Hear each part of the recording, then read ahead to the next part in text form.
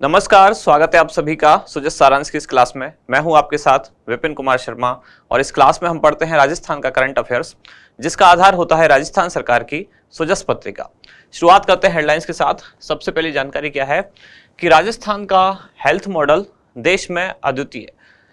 तो पिछले कुछ दिन से हम देख भी रहे हैं, कुछ दिन से नहीं बल्कि बहुत ज़्यादा टाइम से, यानी कि पिछले कुछ महीनों से हम देख रहे हैं कि स्वास्थ्य के क्षेत्र में राजस्थान सरकार ने बहुत सारे प्रयास किए हैं।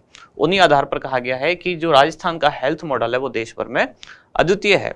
जैसे कि चाहे सबसे ज़्यादा यहाँ की जनसंख्या को प्रतिशत आबादी के आधार पर बात करें तो स्वास्थ्य बीमा कवर सबसे ज़्यादा राजस्थान ने प्रदान किया है। 90% से अधिक जो जनसंख्या है राजस्थान की, उसको राजस्थान सरकार ने स्वास्थ्य बीमा कवर प्रदान किया।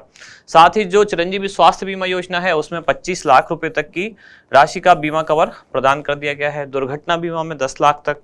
इसके अलावा जो चिरंजीवी जीवन रक्षक योजना है उसमें भी जो अगर सही समय तक घायल को अस्पताल में पहुंचाता है तो उसको भी नाम दिया जाता है। इस तरह से स्वास्थ्य के क्षेत्र में बहुत सारी योजना है, जैसे कि निःशुल्क दवा या निःशुल्क जांच। तो राजस्थान सरकार का ये प्रयास है जिसके आधार पर कहा गया है राजस्थान का हेल्थ मॉडल देश में अद्वितीय।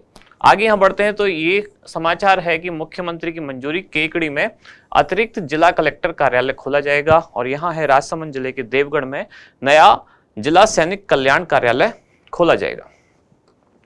अगले पेज पर है गर्मियों में पेयजल व्यवस्था आकस्मिक कार्यों के लिए सभी जिलों में 50-50 लाख रुपए मंजूर किए गए।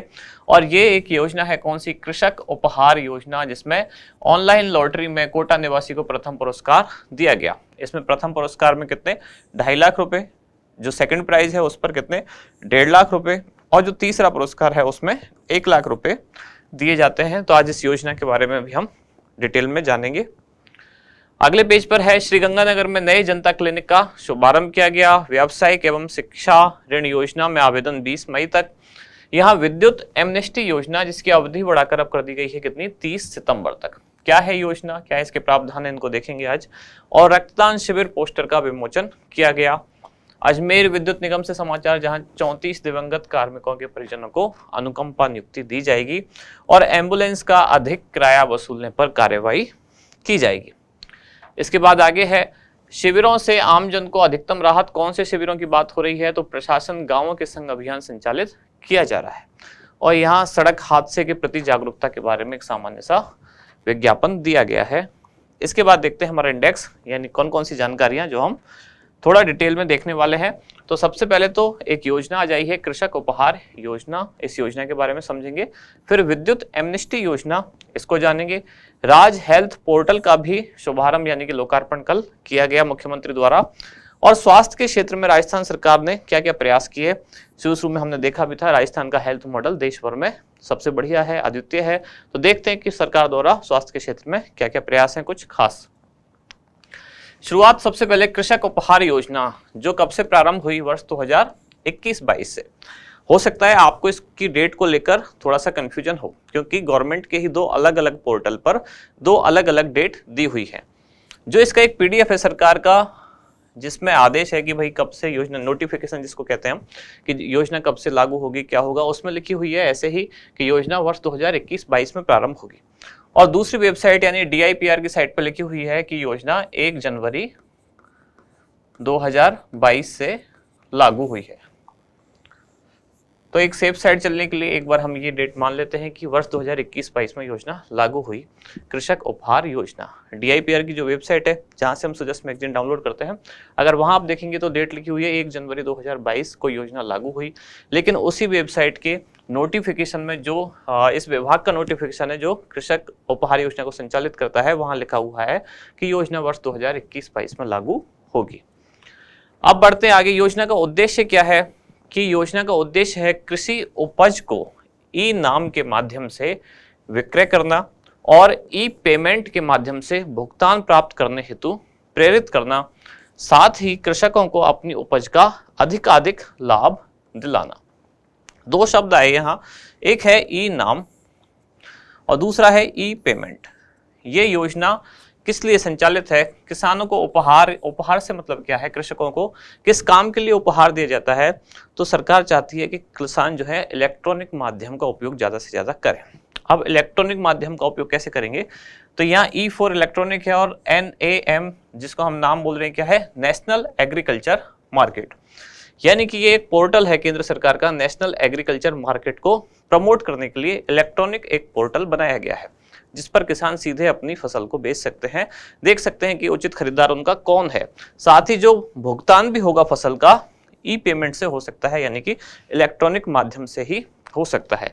अगर ऐसा होने लगेगा तो इससे क्या फायदा होगा किसानों को, उनकी जो उपज है उसका अधिकाधिक लाभ उनको प्राप्त हो सकेगा, यानी कि जहां ज्यादा वैल्यू उनको मिल रही है अपनी फसल की वहां वो बेच सकेंगे।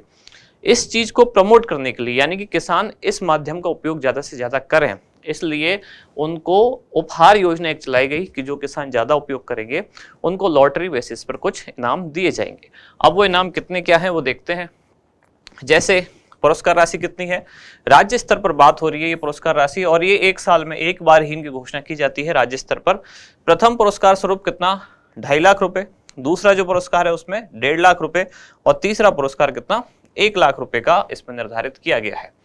योजना का क्रियान्वयन किसके द्वारा किया जाता है, तो राजस्थान की बात हो रही है, तो राजस्थान में कृषि विपणन विभाग द्वारा। और ये धनराशि यानी कि ये वाली धनराशि इसकी व्यवस्था कौन करेगा, इसकी व्यवस्था करेगा राजस्थान राज्य कृषि विपणन बोर्ड द्वारा मंडी विकास निधि के माध्यम से ये जो सारी धनराशि है वो प्रोवाइड कराई जाएगी। और आज की न्यूज में खास बात क्या है कि ये जो 3 पुरस्कार हैं, पहला, दूसरा और तीसरा, ये किस किस को मिला है, तो फ्रंट पेज पे हमने देखा भी था हेडलाइन में कि कृषक उपहार योजना के तहत निकाली गई लॉटरी में कौन कौन, प्रदीप, जसवंत और मोहनलाल। ये 3 किसान हैं जिनके नाम है श्री प्रदीप, श्री जसवंत और श्री मोहनलाल। इनको राज्य स्तर पर क्रम से प्रथम, द्वितीय और तृतीय पुरस्कार, इनको पहला, इनको दूसरा और इनको तीसरा। यहाँ श्री मतलब ये एक नाम के साथ श्री नहीं है, ये सम्मान सूचक है। कई बार ऐसा भी हो जाता है किसी के नाम का ही पहला शुरुआत का अक्षर श्री होता है। तो ये क्या है, श्री प्रदीप, श्री जसवंत और श्री मोहनलाल को राज्य स्तरीय प्रथम, द्वितीय और तृतीय पुरस्कार प्रदान किया गया। अब है विद्युत एमनेस्टी योजना। पहले तो एमनेस्टी शब्द का भी मतलब आपको पता होना चाहिए ताकि ये योजना आपको, कई बार आप बहुत सारी जगह एमनेस्टी शब्द पढ़ेंगे, जैसे रिको की एमनेस्टी योजना या ऊर्जा क्षेत्र की कुछ एमनेस्टी योजना, जैसे कि जीएसटी में कुछ एमनेस्टी योजना। अगर आपने बजट पढ़ा है 2023-24 वाला तो उसमें अलग से ही एक टॉपिक है जिसमें बहुत सारी एमनेस्टी योजना एक साथ दी हुई है। विद्युत विभाग की एमनेस्टी योजना आज हम यहाँ इसके बारे में पढ़ने वाले हैं। तो एमनेस्टी शब्द का हमें मतलब होना चाहिए, अंग्रेजी का शब्द है एमनेस्टी, इसका मतलब होता है कि बड़े स्तर पर एक माफी देना। अब माफी मतलब किसी भी एंगल से हो सकती है या किसी भी क्षेत्र में हो सकती है। विद्युत विभाग की बात करें तो ये किस क्षेत्र में माफ कर सकता है किसानों को, तो किसानों को या आम जो बिजली के उपभोक्ता हैं उनको विद्युत विभाग केवल एक ही क्षेत्र में माफ कर सकता है, और वो क्या है कि बकाया जो उनके बिजली के बिल हैं, अगर किसी ने उनका भुगतान नहीं किया है तो उनको माफ कर दिया जाए। उसी माफी को, यानी कि बहुत सारे लोगों के जो बहुत सारे उपभोक्ता हैं, चाहे वो किसान हैं या फिर घरेलू उपभोक्ता हैं, उनके बकाया बिजली के जो बिल हैं उनको माफ करने के लिए कुछ योजना है। अब क्या इसमें पूरा बिल माफ किया जा रहा है, तो नहीं। तो फिर क्या माफ किया जा रहा है कि पुराना जो बिल है किसान अगर उसका या आम उपभोक्ता भी उसका भुगतान करता है तो उस बिल पर कुछ जो ब्याज वगैरह है उनको माफ किया जा रहा है। उसी को दिया गया नाम विद्युत एमनेस्टी योजना। देखते हैं क्या है योजना। आज हम इसको क्यों पढ़ रहे हैं, क्योंकि सरकार ने अब इसके लिए डेट बढ़ा दी है। वो कितनी कर दी है, 30 सितंबर 2023 तक योजना लागू कर दी गई है। क्या होगा इस योजना में, अब इस योजना के तहत 31 दिसंबर 2022 तक बिजली की जो बकाया राशि जमा करवाने पर मूल बकाया राशि पर ब्याज और पेनल्टी पर 10% छूट दी जाएगी। क्या क्या माफ किया जाएगा, एक तो ब्याज और जो पेनल्टी लगनी थी उस पर 10% छूट। अब ये कब तक लागू रहेगी, तो 30 सितंबर 2023 तक। आज डेट दी गई है 30 सितंबर 2023 तक लागू रहेगी। लेकिन बिल कब तक का काउंट किया जाएगा, तो 31 दिसंबर 2022 तक का किसी का अगर बकाया बिल है, तो मान लेते हैं कि उसका 100 रुपये बकाया बिल है। अगर वो ये 100 रुपये जमा करा देता है तो इस पर कुछ जो उसका ब्याज बन रहा था वो नहीं लिया जाएगा, प्लस जो पेनल्टी होती है, जैसा आप सभी जानते हैं बिजली का अगर हम बिल ना भरें तो फिर पेनल्टी के साथ भरना होता है, तो पेनल्टी पर 10% छूट और ब्याज को पूरी तरह माफ कर दिया जाएगा अगर किसान या जो भी घरेलू उपभोक्ता है 31 दिसंबर 2022 तक का जो उनका बकाया बिल है वो केवल मूल राशि जमा करा दे। यानी कि जितना बिल आया हुआ है अगर उतना जमा करा दें तो उनसे ब्याज और पेनल्टी पर 10% छूट दी जाएगी।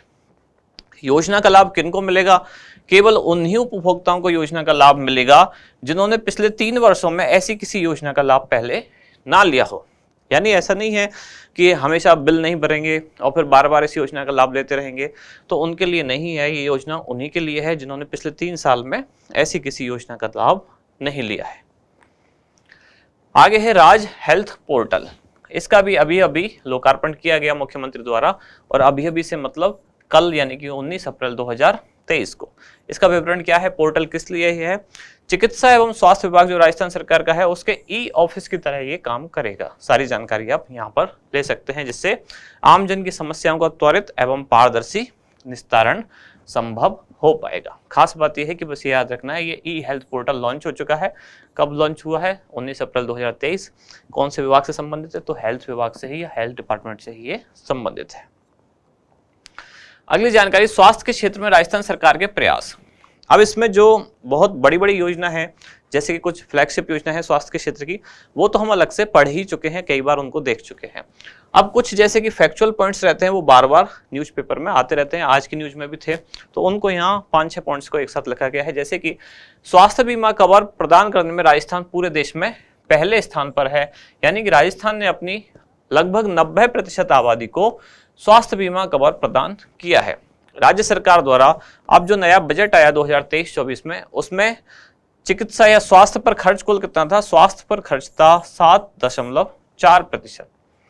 ये स्वास्थ्य पर राजस्थान में खर्च किया जाता है, जो कि भारत में खर्च किया जाता है प्रतिशत के आधार पर उससे ज्यादा है। यानी कि भारत सरकार के बजट में जो उनका प्रतिशत खर्च है स्वास्थ्य पर, वो लगभग 5% के आसपास है, 5 या 6% के आसपास है, और राजस्थान का कितना है? लगभग 7.4%। इसके अलावा kidney, bone marrow, liver, heart transplant की सुविधा अगर कोई प्रदेश से बाहर भी किसी अस्पताल में कराता है, तो जितने पैकेज की सीमा है यहाँ, यानी कि जो प्रधान चिरंजीवी स्वास्थ्य बीमा योजना में जो सीमा है 25 लाख रुपए तक की, उस राशि का पुनर्भरण किसके द्वारा? राज्य सरकार द्वारा किया जाएगा। 1 मई 2022 से एक योजना लागू हुई, जो फ्लैगशिप योजना भी है। कौन सी? मुख्यमंत्री निःशुल्क निरोगी राजस्थान योजना। इस योजना के तहत क्या हो रहा है?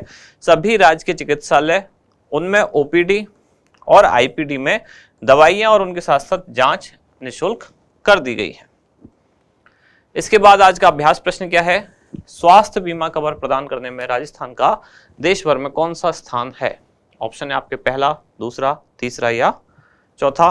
बताएं इसका आंसर कमेंट में। और लास्ट में एक छोटी सी जानकारी जो पिछले कुछ दिन से आप देख ही रहे हैं, इसमें केवल एक चेंज हुआ है, और वो क्या है? इसकी डेट, यानी कि जो library special batch RAS prelims और मेंस के लिए शुरू होने वाला था, पहले उसकी डेट थी 5 मई, अब वो चेंज हो गई है, 18 मई है। और ये इस तरह का तीसरा बैच है, यानी कि लाइब्रेरी स्पेशल का ये तीसरा बैच है। और अगर आप इसमें इंटरेस्ट रखते हैं तो इंटरव्यू के आधार पर आपका सिलेक्शन किया जाएगा। इंटरेस्ट रखते हैं तो आप दिए गए नंबर पर संपर्क कर सकते हैं। यहाँ समाप्त होती है आज की क्लास। अब मिलते हैं कल अगली न्यूज के साथ अगली क्लास में। धन्यवाद।